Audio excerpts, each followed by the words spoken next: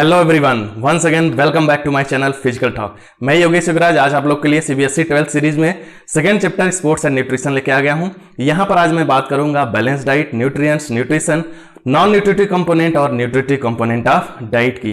तो बिना देर किए चलिए स्टार्ट करते हैं वीडियो शुरू करने से पहले अगर आपने मेरे चैनल को सब्सक्राइब नहीं किया है तो सब्सक्राइब कर लीजिए, लाइक कर दीजिए और ज्यादा से ज्यादा लोगों तक शेयर करिए, बेल बटन प्रेस करना ना भूलिएगा। तो चलिए शुरू करते हैं आज का वीडियो। Like a Hellcat.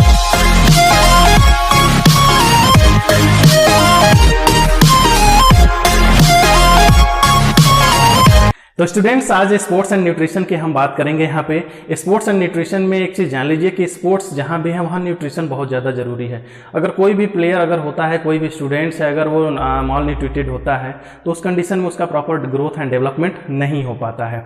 तो यहाँ पर बहुत ज़्यादा ज़रूरी होता है ये चीज़ कि जो भी स्पोर्ट्स पर्सन हैं, जो भी प्लेयर हैं, जो भी एथलीट हैं, जो भी स्टूडेंट्स हैं, ईच एंड एवरी पर्सन हम बोल सकते हैं, वो सब जो है वो न्यूट्रिशन उनके अंदर प्रॉपर हो, सारी चीज़ें उनकी प्रॉपर होती रहें। लेकिन उसके लिए हमें ज़रूरी क्या होता है? सबसे ज़रूरी ये होता है कि हम डाइट क्या लेते हैं, कौन सी डाइट लेते हैं। तो जनरली अगर जो भी चीज़ें हम खा रहे हैं अगर उसकी हम बात करते हैं तो वो डाइट कहलाता है। लेकिन यहाँ पर अगर हम बात करते हैं सबसे पहले हम बात करते हैं बैलेंस डाइट की कि बैलेंस डाइट क्या है। तो बैलेंस डाइट एक ऐसा डाइट है जिसमें कि सारे कंपोनेंट्स होते हैं, हमारे जो भी डेली रिक्वायरमेंट ऑफ एनर्जी होती है उसको फुलफिल करने के लिए। मींस अगर इसकी डिफिनीशन की अगर बात करें तो balance diet is that diet which contains are variety of food items that fulfil our daily requirement of energy. यानी ऐसा डाइट जो कि हम उसमें जितने भी, चाहे वो माइक्रोन्यूट्रिएंट्स हों चाहे वो माइक्रोन्यूट्रिएंट्स हों, उसके अंदर दोनों हों और उसके साथ साथ वो हमारी डेली रिक्वायरमेंट की जो ज़रूरतें होती हैं वो पूरी करती हैं। अलग अलग लोगों में अलग अलग, जैसे सपोज करिए जो 24 आवर रेस्टिंग है अगर उसकी हम बात करते हैं तो उसके लिए एनर्जी लेवल कुछ और चाहिए होता है। स्टूडेंट्स अगर हैं तो उनके लिए डेली रिक्वायरमेंट एनर्जी जो है वो अलग है, आपके 3500 कैलोरी तक। फिर उसके बाद जो मॉडरेट वर्किंग करते हैं उनके लिए अलग है, जो इंटेंस वर्किंग करते हैं, वाइगरस एक्टिविटीज़ करते हैं तो उनके लिए अलग अलग ज़रूरत होती है। ठीक, तो फिर यह होता है बैलेंस डाइट। बैलेंस डाइट से क्या होती है कि हमारी बॉडी को प्रॉपर न्यूट्रिशन मिलता है। यानी अगर हम बात करें न्यूट्रिशन की तो न्यूट्रिशन एक प्रोसेस है जिसमें कि हम ऑब्टेन करते हैं जो भी हमारी डेली रिक्वायरमेंट की एनर्जी होती है एक प्रोसेस के थ्रू, जो भी हम फूड वगैरह इनटेक करते हैं उससे करते हैं। तो ये न्यूट्रिशन जो होता है वो एक प्रोसेस होता है जिसमें कि हम डाइट तो ले रहे हैं लेकिन हमारे डाइट जो होती है, जो भी सारी चीज़ें हम जो हमारी सपोज करिए जिस भी हमारे प्रॉपर हार्मोनल सिक्रिएशंस के लिए, हार्मोन फॉर्मेशंस के लिए, हमारी बॉडी के बैलेंस के लिए, ग्रोथ एंड डेवलप प्रॉपर हो उसके लिए जो भी ज़रूरी होती है उसके न्यूट्रिशन प्रोसेस के तहत ही वो सब सारी चीज़ें हमारी बॉडी में आती हैं। तो न्यूट्रिशन में क्या होता है कि जो भी न्यूट्रिएंट्स होते हैं, न्यूट्रिएंट्स क्या है, ये केमिकल फॉर्म्स होते हैं, एनर्जी जिनमें कंटेन होती है जो कि हमें अलग अलग बॉडी के लिए कोई वर्क कर रहा है, कोई एनर्जी दे रहा है तो कोई जो है रिपेयरिंग का काम कर रहा है टिश्यू का, तो कोई हीलिंग का काम कर रहा है। ये सब सारी जो होते हैं केमिकल्स जो होते हैं, माइक्रोकेमिकल्स, ये सब जो होते हैं कंटेंट होते हैं न्यूट्रिएंट्स में। अब न्यूट्रिएंट्स की अगर बात करते हैं तो न्यूट्रिएंट्स दो तरीके के होते हैं। एक होता है आपका माइक्रोन्यूट्रिएंट्स मतलब होता है कि जो हमारे ऐसे न्यूट्रिएंट्स जो हमारे बॉडी में बहुत ज़्यादा अमाउंट में चाहिए होते हैं, और दूसरा आता है आपका माइक्रोन्यूट्रिएंट्स। माइक्रो का मतलब सूक्ष्म होता है और माइक्रो का मतलब होता है जो कि हमें ज़्यादा दीर्घ रूप में हमें चाहिए होता है। तो ये जो होते हैं, अब माइक्रोन्यूट्रिएंट्स की अगर हम बात करते हैं तो इसमें कार्बोहाइड्रेट आता है, प्रोटीन आता है, फैट आता है, उसके साथ साथ वाटर भी आता है। वाटर इसलिए आता है माइक्रोन्यूट्रिएंट्स में क्योंकि वाटर भी हमारे कार्बोहाइड्रेट, प्रोटीन और फैट की तरह बहुत ही ज़्यादा अमाउंट में चाहिए होता है। लेकिन आप देखेंगे माइक्रोन्यूट्रिएंट्स में भी विटामिन मिनरल के साथ वाटर भी है। तो इसमें क्या होते हैं कि एक्चुअली वाटर में जो होते हैं वो मिनरल्स वगैरह होते हैं, इसी वजह से ये वाटर को माइक्रोन्यूट्रिएंट्स में रखा गया है और लार्ज अमाउंट में हमें लेना होता है, इसी वजह से वाटर को माइक्रोन्यूट्रिएंट्स में रखा गया है।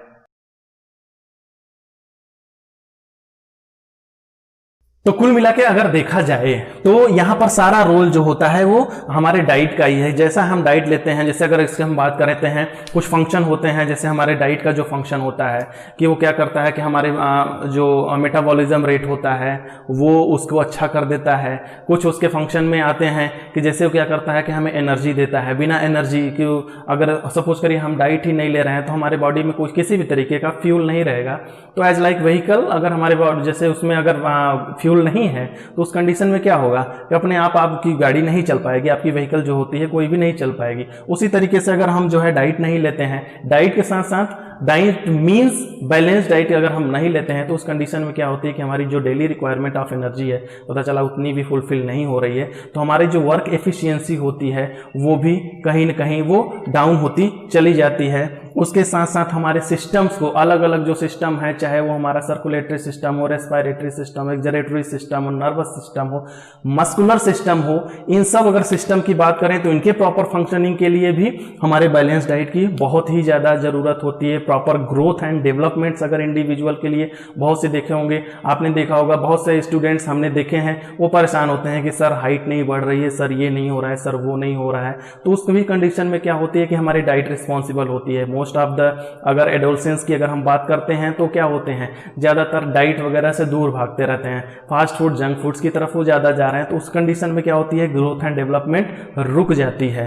तो इसी वजह से डाइट जो होते हैं वो हमेशा इंपॉर्टेंट होते हैं हर तरीके के हमारे प्रोसेस के लिए, प्रॉपर ग्रोथ डेवलपमेंट्स के लिए, प्रॉपर हार्मोन फॉर्मेशंस के लिए भी जरूरी होते हैं, क्योंकि हार्मोन्स हमारी बॉडी में एक बहुत ही इंपॉर्टेंट रोल प्ले करते हैं। तो इस वजह से बैलेंस डाइट लेना बहुत ज़्यादा जरूरी होता है। कुछ उसके फैक्टर भी होते हैं जो कि डाइट को अफेक्ट करते हैं। कुछ फैक्टर की बात अगर करते हैं, जैसे सबसे पहले अगर एज की बात करें तो इंडिविजुअल अगर देखा जाए कि हमें क्या होते हैं कि स्टार्टिंग के जो है ग्रोइंग एज जिसको बोला जाता है, चाइल्डहुड से लेकर एडोलसेंस यंग एज तक की अगर हम बात करें तो उस कंडीशन में क्या होती है कि हमें ऐसे डाइट चाहिए होते हैं जिसमें कि प्रोटीन फूड ज़्यादा हो।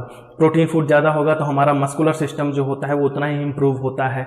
तो क्या होती है कि हमारी बॉडी उतनी ही अच्छी होती चली जाती है। लेकिन अब इसी एज की अगर हम ओल्ड एज की बात करें तो उस कंडीशन में क्या होता है कि हमें प्रोटीन ज़्यादा यूज नहीं करना होता है। क्यों? क्योंकि उसका प्रॉपर एजमाइलेशन नहीं हो पाता है, प्रॉपर उसका डाइजेशन नहीं हो पाता है। उसके साथ साथ अगर हम बात करते हैं कि जेंडर की अगर हम बात करते हैं तो उस भी कंडीशन में मेल को जो होते हैं ज़्यादा डाइट की नीड होती है, क्योंकि उनके जो है अगर एनाटॉमी और फिजियोलॉजी की बात करें तो वो फीमेल से ज़्यादा इम्प्रूव होते हैं। तो उस भी कंडीशन में ये जो जेंडर होता है इसका भी एक फैक्ट पड़ता है आपके डाइट के ऊपर। उसके अलावा एक्सरसाइज की अगर हम बात करते हैं, अगर इंडिविजुअल जो एक्सरसाइज कर रहा है उसके लिए डाइट अलग चाहिए होती है, क्योंकि उसकी डेली रिक्वायरमेंट ऑफ एनर्जी जो अभी हमने पहले बात की वो ज़्यादा बढ़ जाती है। तो उस कंडीशन में उसको फुलफिल करने के लिए उसे ज़्यादा एनर्जी की ज़रूरत होगी, तो उसका डाइट कुछ अलग होगा। जो रेस्टिंग में होगा, जो काम नहीं कर रहा है, या जो डोमेस्टिक वर्कर्स हैं अगर उनकी हम बात करें तो उनके लिए अलग एनर्जी लेवल होता है। कोई अगर पर्सन है स्पोर्ट्स वगैरह में इन्वॉल्व है तो उस कंडीशन में उसका अलग होगा। कौन कितना ज़्यादा हैवियर वर्क कर रहा है, किस तरीके से, मतलब बहुत सारे ऐसे फैक्टर हैं जो कि हमारे डाइट को अफेक्ट भी करते हैं। किसी तरीके की इंजरी वगैरह हो जाती है, सिकनेस हो गई, इलनेस हो गई, किसी भी तरीके की, तो वो भी एक बड़ा फैक्टर होता है जो कि हमारे डाइट को अफेक्ट करते हैं। तो ये रहा आपका बैलेंस डाइट को इतने, जिसमें कि ये सब सारी चीज़ें, चाहे वो न्यूट्रिशन हो, चाहे आपके अगर हम बात करते हैं न्यूट्रिएंट्स की बात करते हैं, ये सब सारी चीज़ें। अब इसके बाद हम देखते हैं डिटेल में ये सब सारी चीज़ें कि क्या होती हैं माइक्रोन्यूट्रिएंट्स और क्या होते हैं माइक्रोन्यूट्रिएंट्स। स्टूडेंट्स, अगर हम बात करते हैं न्यूट्रिटिव कंपोनेंट ऑफ डाइट की, तो न्यूट्रिटिव कंपोनेंट ऑफ डाइट में आज हम आप लोगों को जो तरीका बताने जा रहे हैं, इस तरीके से सारी चीज़ें आपको एक बार में याद हो जाएंगी, आपको बार बार सोचना नहीं पड़ेगा। अक्सर एग्जाम टाइम में क्या होता है कि स्टूडेंट्स भूल जाते हैं, लेकिन यहाँ पर जो हम इस चार्ट फॉर्म में आपको बता रहे हैं, इस तरीके से सारी चीज़ें आपको पता हो जाएंगी एटलीस्ट यहाँ पर कि क्या क्या चीज़ें होती हैं, उनके टाइप्स क्या क्या होते हैं। तो जैसे अगर हम बात करते हैं न्यूट्रिटिव कंपोनेंट ऑफ डाइट की, तो न्यूट्रिटिव कंपोनेंट ऑफ डाइट में 2 पार्ट होते हैं। एक पहला आता है आपका माइक्रोन्यूट्रिएंट्स और दूसरा आता है माइक्रोन्यूट्रिएंट्स। माइक्रो में अभी हमने आपको बताया कि माइक्रो में जो होता है ये हमारे बॉडी में जो होते हैं लार्ज अमाउंट में चाहिए होते हैं, लेकिन माइक्रो की कंडीशन में क्या होती है कि ये हमारे बॉडी में बहुत ही कम अमाउंट में चाहिए होते हैं। अब बात करते हैं माइक्रोन्यूट्रिएंट्स की। माइक्रोन्यूट्रिएंट्स को अभी पहले ही हमने बताया कि ये 4 इसमें आते हैं। एक आता है कार्बोहाइड्रेट, फैट, प्रोटीन और वाटर, और जबकि माइक्रोन्यूट्रिएंट्स में आता है विटामिन और मिनरल। तो सबसे पहले हम माइक्रोन्यूट्रिएंट्स की अगर हम बात करते हैं, माइक्रोन्यूट्रिएंट्स में आता है सबसे पहले कार्बोहाइड्रेट। अब अगर कार्बोहाइड्रेट की बात करते हैं तो कार्बोहाइड्रेट जो है ये कार्बन, हाइड्रोजन और ऑक्सीजन का एक जो है ये मिक्सअप होता है, और ये इसमें जो रेशियो होता है ये होता है 1:2:1 का इसमें जो होता है फॉर्म होता है। इसी तरीके से कार्बोहाइड्रेट बना होता है। ठीक है, अब उसमें क्या होता है कि अब ये जो कार्बोहाइड्रेट होता है वो जो होता है कि बहुत ही सबसे ज़्यादा, अगर हमारे बॉडी की अगर हम बात करें तो सबसे ज़्यादा एनर्जी जो चाहिए होती है, जितनी हमारी डेली रिक्वायरमेंट ऑफ एनर्जी है, उसमें कार्बोहाइड्रेट जो होता है ये हमारे बॉडी में लगभग 60 to 70% हमारे चाहिए होता है। 60% जो हमारी एनर्जी की रिक्वायरमेंट होती है उसको फुलफिल करता है ये कार्बोहाइड्रेट। अब अगर कार्बोहाइड्रेट की हम बात करते हैं तो कार्बोहाइड्रेट में 2 चीज़ें आती हैं, 2 इसके टाइप्स आते हैं। एक आता है सिंपल और दूसरा आता है कॉम्प्लेक्स। सिंपल का अगर कार्बोहाइड्रेट की बात करते हैं तो ये क्या करता है, सिंपल कार्बोहाइड्रेट जो होते हैं वो हमें इमीडिएट एनर्जी दे देते हैं, तुरंत एनर्जी दे देते हैं, जिसकी वजह से इसको ब्रेक होने में जो है ग्लाइकोजन बनने में इसमें टाइम नहीं लगता है। लेकिन अगर हम बात करते हैं कॉम्प्लेक्स की, तो कॉम्प्लेक्स की कंडीशन में क्या होता है कि ये डबल बॉन्ड से जुड़े होते हैं, इस वजह से इसको कॉम्प्लेक्स बोलते हैं, ग्लाइकोजन फॉर्म में होते हैं, ये देर में ब्रेक होते हैं। तो इस वजह से सिंपल और कॉम्प्लेक्स इसके 2 टाइप होते हैं। अब अगर हम बात करते हैं कि इसके जो है फॉर्म की अगर हम बात करते हैं कौन कौन से फॉर्म होते हैं, तो कार्बोहाइड्रेट जो होता है वो हमें 3 फॉर्म में मिलता है। पहला स्टार्च फॉर्म में मिलता है। स्टार्च फॉर्म की अगर हम बात करते हैं तो आपने देखा होगा कि आपके पोटैटो देखिए तो पूरा बंच ऑफ जो है आपका स्टार्च ही होता है। उसके अलावा आप अगर बात करते हैं व्हीट फ्लोर की, अगर हम बात करते हैं गेहूं के आटे मैदे की अगर बात करते हैं तो उसमें भी क्या होता है, वो स्टार्च ही होता है। तो पहला फॉर्म हमारा जो होता है वो स्टार्च होता है। दूसरा आता है शुगर फॉर्म। इसमें आपका आता है जितने भी आपके शुगर की अगर बात करें, चीनी जिसको बोलते हैं, ग्लूकोज हो गया, फ्रक्टोज हो गया, सुक्रोज हो गया, ये सब सारी चीज़ें जो भी होती हैं ये शुगर फॉर्म में जो होती है वो एनर्जी हमें कार्बोहाइड्रेट के थ्रू मिलती है। और तीसरा आता है आपका सेल्यूलोज फॉर्म। सेल्यूलोज फॉर्म में जितने भी आपके फ्रूट्स हैं, वे ग्रीन वेजिटेबल हैं, ये सब में सेल्यूलोज फॉर्म में आपका ये कार्बोहाइड्रेट मिलता है। दूसरा अगर हम बात करते हैं अब यहाँ पर बात करते हैं कि फैट की कंडीशन में क्या है। अगर फैट में अगर देखिए, ठीक है, तो फैट की कंडीशन में ये जो होता है, अब फैट जो होता है ये हमारे बॉडी में सबसे जो होता है, अभी हमने बताया कि कार्बोहाइड्रेट जो होता है वो 60% चाहिए होता है, और फैट जो होता है हमारे बॉडी में 25% चाहिए होता है। 25% फैट की ज़रूरत होती है, क्योंकि अक्सर ये होता है फैट जो होता है वो लेट डाइजेस्टिव होता है, बहुत ही ज़्यादा लेट में डाइजेस्ट होता है। तो इसी वजह से in comparison to carbohydrate and protein, अब इसमें क्या होता है कि जब हमारी 60% सपोज करिए जो भी हमारी एनर्जी की नीड होती है वो हमारी फुलफिल हो गई आपके कार्बोहाइड्रेट से, तो सबसे पहले जब डाइजेस्ट होना शुरू होता है उस कंडीशन में सबसे पहले एनर्जी हमें कार्बोहाइड्रेट से मिलती है, फिर प्रोटीन से मिलती है और उसके बाद फैट से मिलती है। तो अब यहाँ पर जो फैट होता है ये 25% हमें ज़रूरत होता है, क्योंकि जब प्रोटीन खत्म हो जाता है हमारे बॉडी में, जब प्रोटीन से एनर्जी मिलना बंद हो जाती है, जब कार्बोहाइड्रेट सबसे पहले डाइजेस्ट हो जाता है, उस कंडीशन में लास्ट में हमारे बॉडी में जो भी स्टोर होता है, जितने भी हमारे एडिपोज टिश्यू होते हैं जहाँ पर कि फैट कंटेन होता है, वहाँ से फिर फैट जो होता है वो ब्रेक होने लगता है और हमें एनर्जी मिलना स्टार्ट हो जाती है। अगर हम फैट की बात करते हैं तो फिर अब अगर बात करते हैं फैट, अब अक्सर ये क्या होता है, जरूरी भी होता है जितने भी, अब इसके टाइप्स की अगर हम बात करते हैं तो 2 होते हैं, सैचुरेटेड होते हैं, अनसैचुरेटेड होते हैं। सैचुरेटेड जो होते हैं ये रूम टेम्परेचर पे क्या होते हैं, ये सॉलिड हो जाते हैं, जबकि अनसैचुरेटेड जो होते हैं ये रूम टेम्परेचर पे ये सॉलिड नहीं होते हैं, लिक्विड फॉर्म में होते हैं। अनसैचुरेटेड जो फैट होते हैं वो हेल्दियर होते हैं in comparison to saturated fat. तो इसी वजह से जितने भी सनफ्लावर वगैरह हो गए, ये सब आपके सनफ्लावर ऑयल हो गया या जितने भी आपके कोकोनट ऑयल वगैरह हो गए, ये अलग अलग आपके अनसैचुरेटेड फैट के ही एग्जाम्पल है, जिसमें कि आपकी 3 चीज़ें आती है, मोनो, पॉली और हाइड्रोजिनेटेड। ये अलग अलग होता है, मोनो और पॉली हाइड्रोजिनेटेड, ये 3 इसमें होते हैं। इसको हम बहुत ज़्यादा डिटेल में नहीं बताएंगे क्योंकि ये फिर मास्टर लेवल की चीज़ें हो जाती हैं। आपके बुक में केवल इंट्रोडक्टरी है, आपके सिलेबस में एक्चुअली एक इंट्रोडक्टरी है, इस वजह से ये हम इसको इतने पे ही छोड़ देते हैं। तो अब इसमें क्या होता है कि हिली एरियाज़ के जो पर्सन होते हैं या बहुत ही ज़्यादा लेबरर वगैरह जो होते हैं, जो बहुत काम करते हैं, बहुत ही ज़्यादा हाई इंटेंसिटी वर्क करते हैं, उस कंडीशन में जब source of energy by the carbohydrate और प्रोटीन खत्म हो जाता है, तो उस कंडीशन में फैट ही ऐसा होता है जो एनर्जी प्रोवाइड करता है।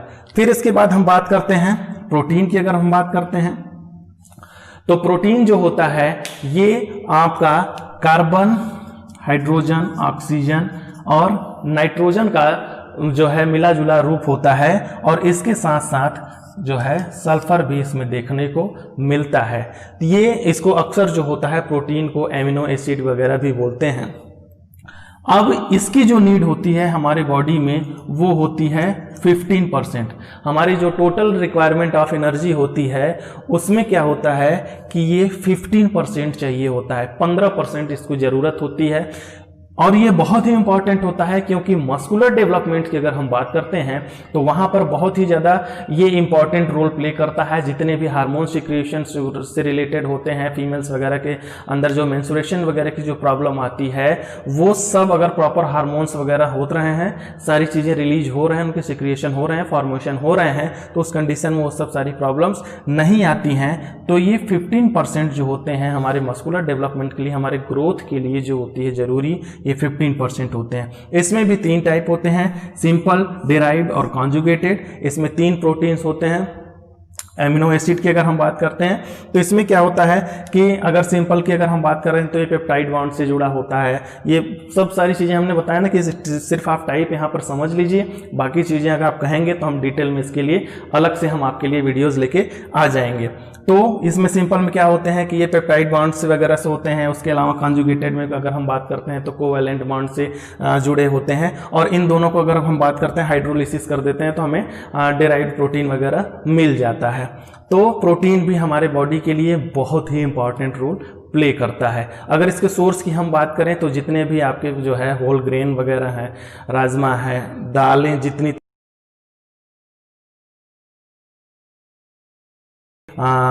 जितने भी हो गए, मीट हो गया, फिश हो गया, एग हो गया, ये सब सारी चीज़ें जो होती हैं ये हमें इसके थ्रू हमें प्रोटीन मिलता है। अब अगर हम बात करते हैं लास्ट इसमें वाटर को हमने बताया क्योंकि इसमें हम ज़्यादा अमाउंट में लेते हैं, इस वजह से इसको माइक्रोन्यूट्रिएंट्स में रखा गया है। तो जितना भी एक्सक्रीटरी सिस्टम के लिए हमारे बॉडी से जितना वेस्ट प्रोडक्ट होता है उसको बाहर निकालने के लिए बहुत ही ज़्यादा ज़रूरी हो जाता है वाटर। अब इसके बाद हम बात करते हैं, आता है हमारा माइक्रोन्यूट्रिएंट्स। माइक्रोन्यूट्रिएंट्स के लिए हमने बताया कि ये जो होता है ये बहुत ही इंपॉर्टेंट होता है। जो है एनर्जी तो नहीं प्रोवाइड करता है, लेकिन ये हमारे बॉडी के बाकी मेटाबॉलिक प्रोसेस वगैरह के लिए बहुत ही ज़्यादा ज़रूरी होता है। तो सबसे पहले अगर हम बात करते हैं विटामिन की, तो विटामिन जो होता है केमिकल होते हैं, केमिकल फॉर्म्स हैं जो कि हमारे बॉडी के मेटाबॉलिक प्रोसेस वगैरह के लिए, जितने भी हमारे सिस्टम हैं उनके प्रॉपर फंक्शनिंग के लिए, वुंड हीलिंग के लिए वो अलग अलग ज़रूरी होते हैं। विटामिन की बात करते हैं तो विटामिन में 2 आते हैं आपके, एक आता है फैट सॉल्युबल विटामिन और दूसरा आता है वाटर सॉल्युबल विटामिन। नाम से ही क्लियर हो जाता है कि फैट सॉल्युबल मींस फैट में जो सॉल्युबल होता है, ठीक। फिर उसके बाद जो होता है आपका वाटर सॉल्युबल आता है। वाटर सॉल्युबल मींस जो कि वाटर में सॉल्युबल होता है। तो सबसे पहले अगर हम बात करते हैं फैट सॉल्युबल विटामिन में आपके आते हैं vitamin A, vitamin D, vitamin E और विटामिन के, इतने आपके आते हैं।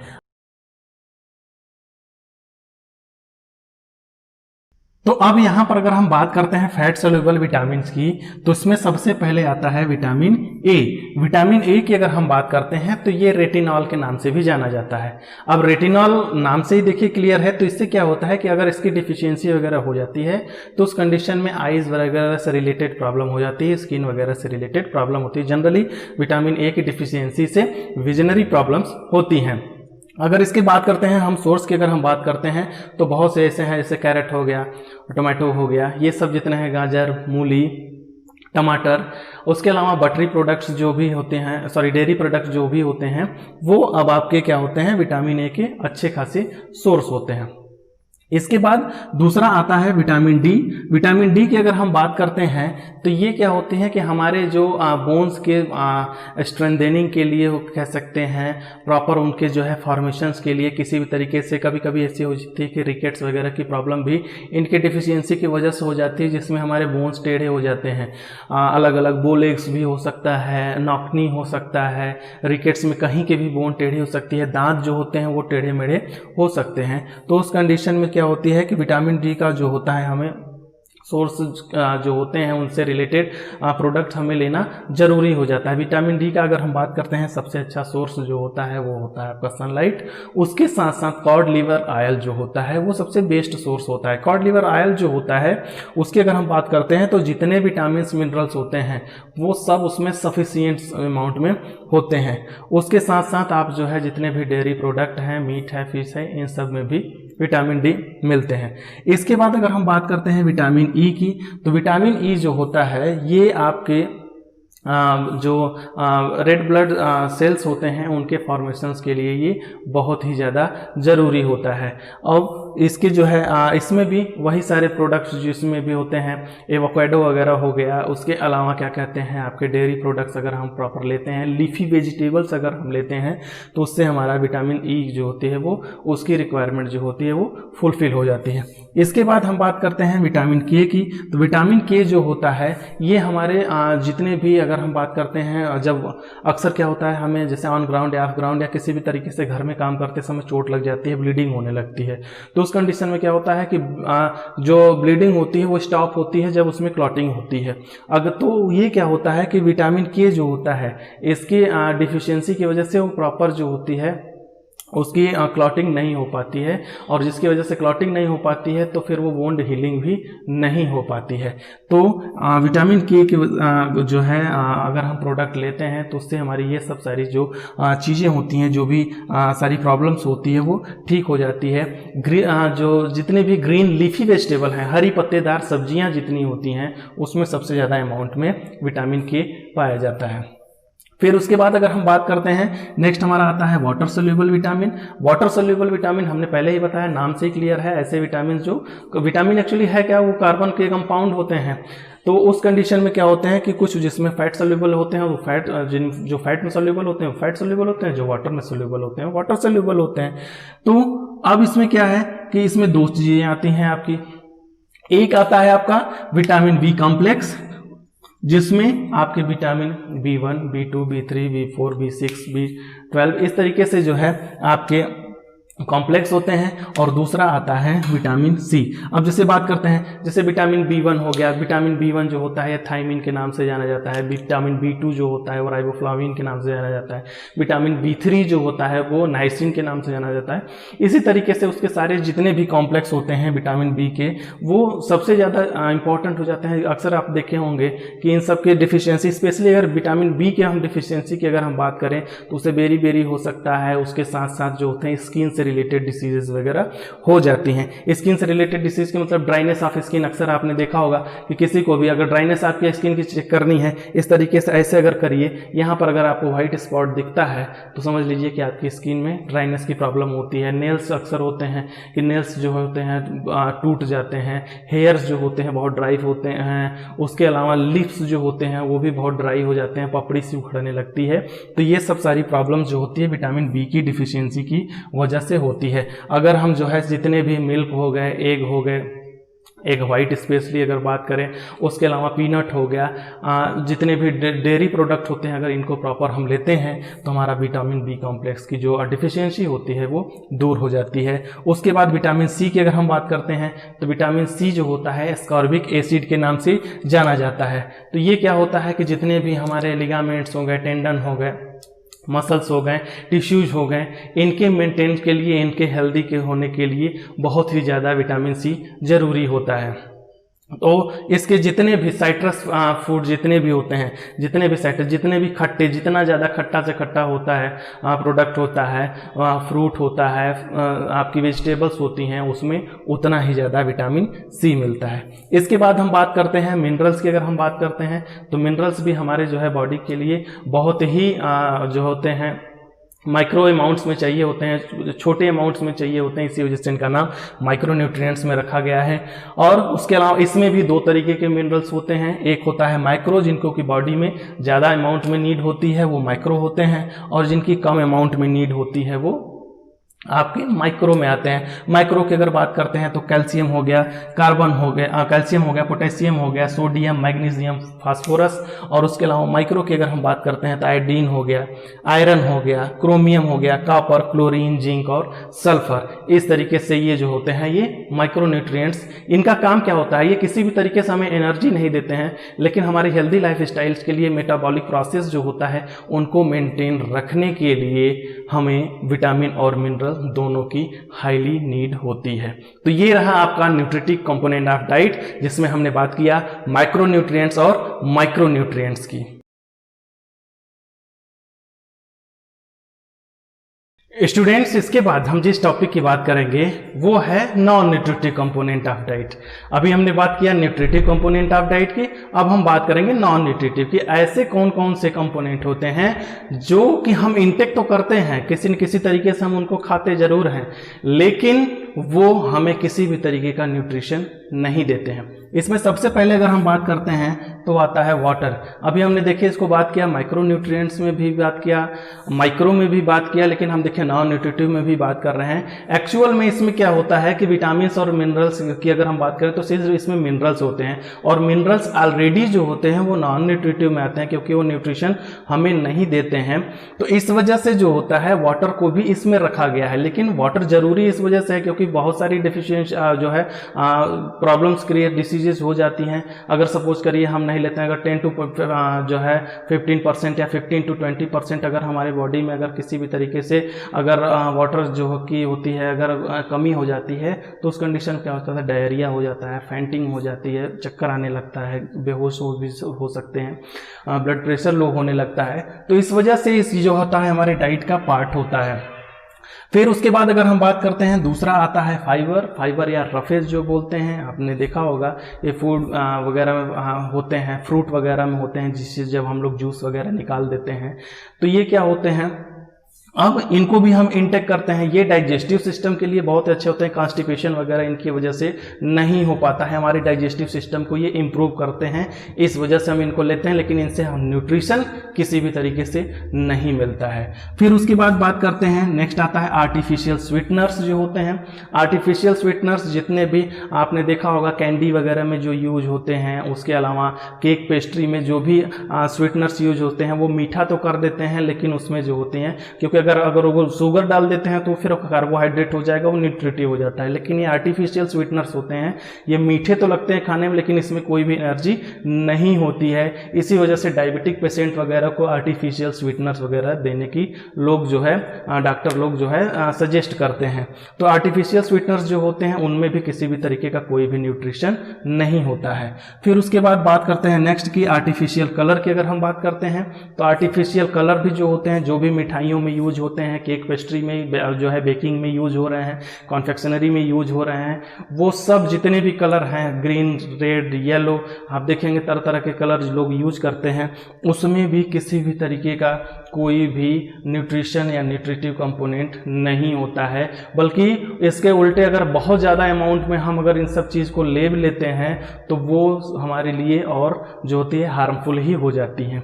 फिर उसके बाद बात करते हैं स्पाइसेस की। बहुत ज़्यादा एडोलसेंस एज की अगर हम बात करें, जिस एज में हमारे स्टूडेंट्स हैं, तो अगर उसमें देखा जाए तो बहुत ज़्यादा इस तरीके की जो है तली भुनी हुई चीज़ें, मसालेदार चीज़ें खाना बहुत अच्छा लगता है। एक्चुअल में टेस्ट तो देते हैं, हमें तीखा बहुत पसंद होता है, खट्टा बहुत पसंद होता है, सब सारी चीज़ें तीखे जो है। अगर हम सपोज बात करें मिर्च की ही, तो उसमें क्या होता है, किसी भी तरीके की जो लार्ज मिर्च होती है हमें किसी भी तरीके का कोई भी एनर्जी नहीं देती है, किसी भी तरीके का कोई न्यूट्रिशन नहीं देती है। अगर इसके उल्टे अगर बहुत ज़्यादा हम खा लेते हैं, लाल मिर्च वगैरह अगर बहुत ज़्यादा हम यूज करते हैं तो पेप्टिक अल्सर वगैरह होने के चांसेज होते हैं, जिसमें कि इंस्टेंटाइन वगैरह डैमेज होने के चांसेज होते हैं। तो किसी भी तरीके के किसी भी मसाले में कोई भी न्यूट्रिटिव कंपोनेंट नहीं होता। और इसके बाद आता है प्रिजर्वेटिव्स। प्रिजर्वेटिव देखा होगा आप लोगों ने, किसी भी तरीके का जितने भी प्रोसेस्ड फूड अगर खाए होंगे आप लोगों ने, पैकेज्ड फूड्स आप देख ही रहे हैं, चिप्स हो गया, नमकीन हो गया, बिस्किट हो गया, सब में आप देखेंगे प्रिजर्वेटिव्स यूज करते हैं। तो ये प्रिजर्वेटिव्स क्या होते हैं, इनकी एक एक्सपायरी डेट होती है, उस पर्टिकुलर डेट तक ही ये क्या करते हैं, सिर्फ उस फूड आइटम को प्रिजर्व करते हैं। तो इनको भी हम जब कोई भी चीज़ हम सपोज खा रहे हैं, चिप्स ही अगर हम खा रहे हैं, तो उस कंडीशन में क्या होता है कि हम प्रिजर्वेटिव्स का भी इंटेक कर लेते हैं, लेकिन वो किसी भी तरीके का कोई नुकसान जो होता है हमारे बॉडी में नहीं करता, वो सीधे हमारे पेट में तो जाता है, उसके बाद एक्सक्रीटरी सिस्टम उसको बाहर कर देता है। तो ये जो है कुछ है हमारे non nutritive component of diet, जिनको हम इंटेक तो करते हैं लेकिन किसी भी तरीके से हमें कोई एनर्जी नहीं देते हैं।